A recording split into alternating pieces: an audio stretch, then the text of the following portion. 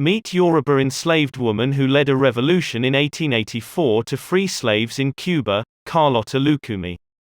Carlota Lucumi, La Negra Carlota. 1844. The 1800s in the Americas and Europe was an interesting and busy era, which was filled with noble resistance and revolts from black men and women all over the world. At that point in history, slavery had been abolished but was still practiced in many parts of America and Europe. Black men and women who were descendants of Africans taken into captivity and slavery were becoming bolder in their need for freedom. The Caribbean was where Africans suffered the most at the hands of slave masters and plantation overseers. But no matter how hard the white slavers tried to break the spirit of the black people, the resilient black spirit fought back. And every time there was a revolt, it shocked and reminded the white enslavers that the spirit of the Africans were as hard as the back of a 1,000-year-old Iroko tree. As the years went by, more and more Africans started to revolt. Although their leaders were caught and killed in some cases, in general, the enslaved Africans were waking up aggressively.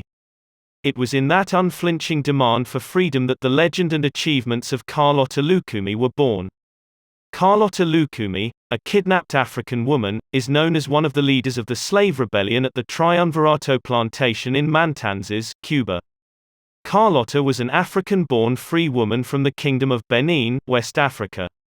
Her last name, Lucumi, comes from her ethnic group, the Lucumi people, Afro-Brazilians, who are descended from the Yoruba of present-day Nigeria and the Benin Republic.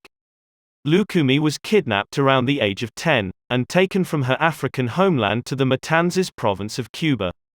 The intensification of plantation agriculture in Cuba led to several slave revolts throughout the 1830s to 1840s. Lucumi lived and worked as a slave on the Triunvirato sugar plantation. Although slavery had died in nearby Haiti in 1803 and was being abolished throughout Latin America and in the British Empire, it continued in Cuba, and Lucumi suffered under harsh conditions and brutal treatment by Spanish plantation owners. On November 3, 1843, Lucumi, along with other tribal leaders Philip, Narcisco, Manuel Ganga, and Eduardo, led a raid which initiated what would be known as the Triunvirato Rebellion. Wielding a machete, she first freed Firmina and a dozen other slaves being held in captivity in a house on the property.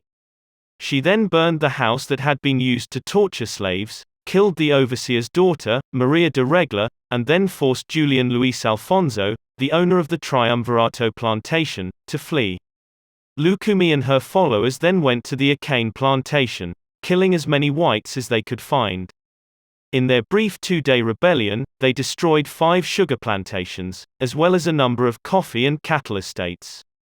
The day the last plantation was destroyed, Lucumi and Firmina were both captured and executed. Lucumi's body was tied to horses and dragged until she died. Her followers found her body on the morning of November 6, 1843, and vowed to continue to fight for their freedom. Finally, in November, heavily armed Spanish colonial forces overpowered the machete-wielding slaves and the revolt ended. The following year, 1844, became known as the Year of the Lashes in Cuba as slaveholders brutalized virtually all enslaved people on the island to punish both those who participated in the uprising and intimidate those who did not. Lucumi's tale of bravery during the revolt, however, spread throughout Cuba. Her actions inspired numerous subsequent rebellions against white slave owners on that island and throughout the Caribbean. There is now a monument to the legacy of Carlota Lucumi at the Triunvirato sugar mill.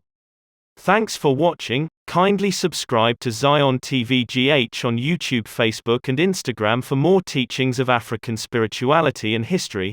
You can also search for Zion Radio Gh on YouTube and listening to some spiritual teaching over there.